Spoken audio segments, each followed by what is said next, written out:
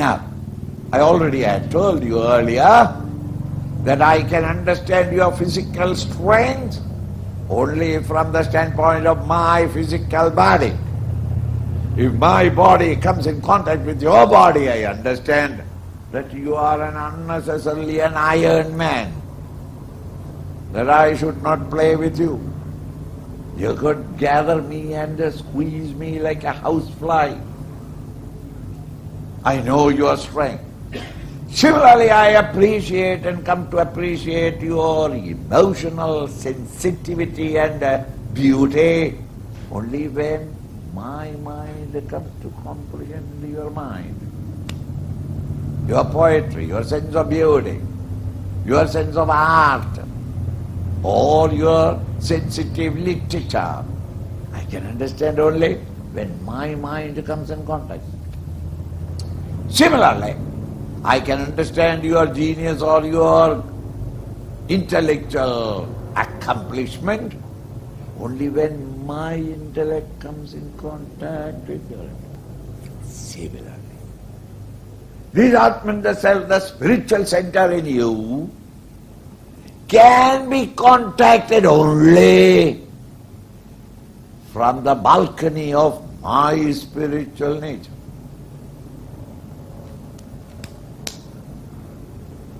Ekastamastitaha, ekattvamastitaha. When I have transcended the BMI to the extent I know that state, to that extent I can recognize its play everywhere. From the dream state alone, the dream world can be experienced. From the waking state alone, your waking world can be experienced. From the deep sleep state alone, the sleep, the peace and tranquility of sleep can be experienced. Thus, deep sleeper cannot experience dream. The dreamer cannot experience the waking. The waker has no experience of the dream or the deep sleep. Hey? So the physical, mental and intellectual personality experiences, as all of us are, the familiar world of objects, emotions and thoughts only. But those of us, whoever he be, he who have reached that one state, from there he can experience that all these names and forms are wobbling in that one infinite mass of consciousness.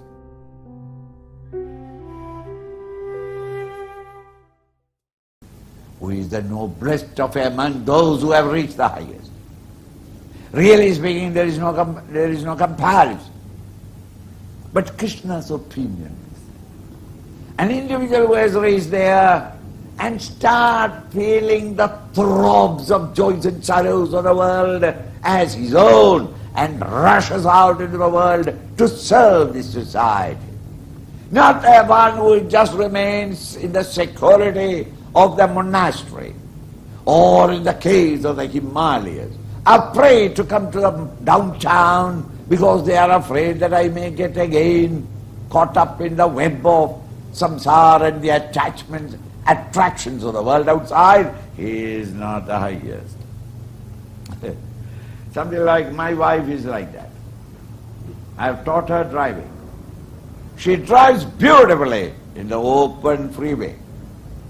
But the moment she sees 10 people there, a town or a city, she stops. And she says, I can't. You drive.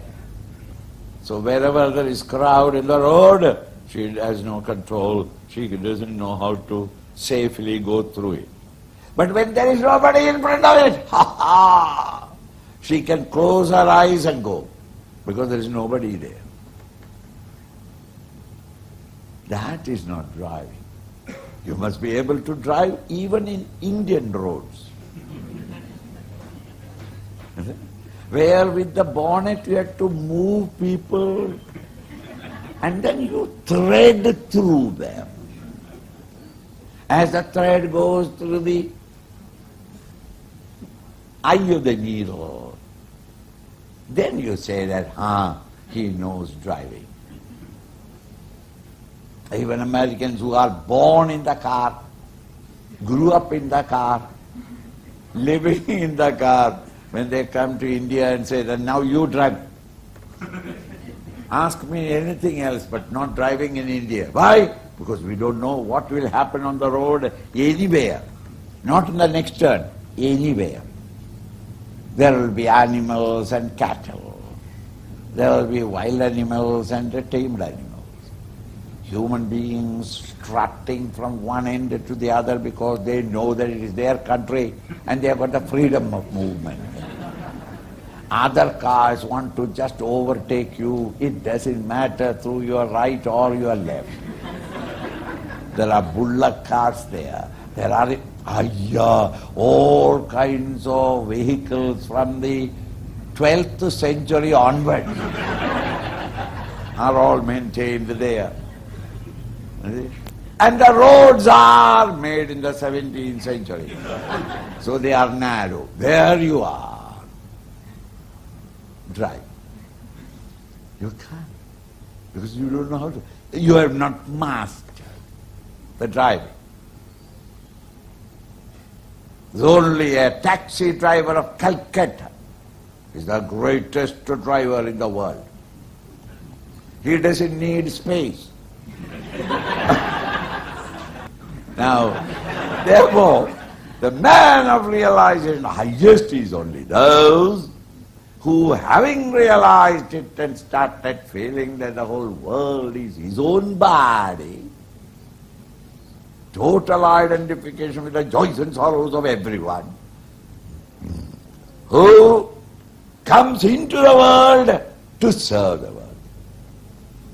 I consider them as the noblest of all Mahatmas, or all great men of realization.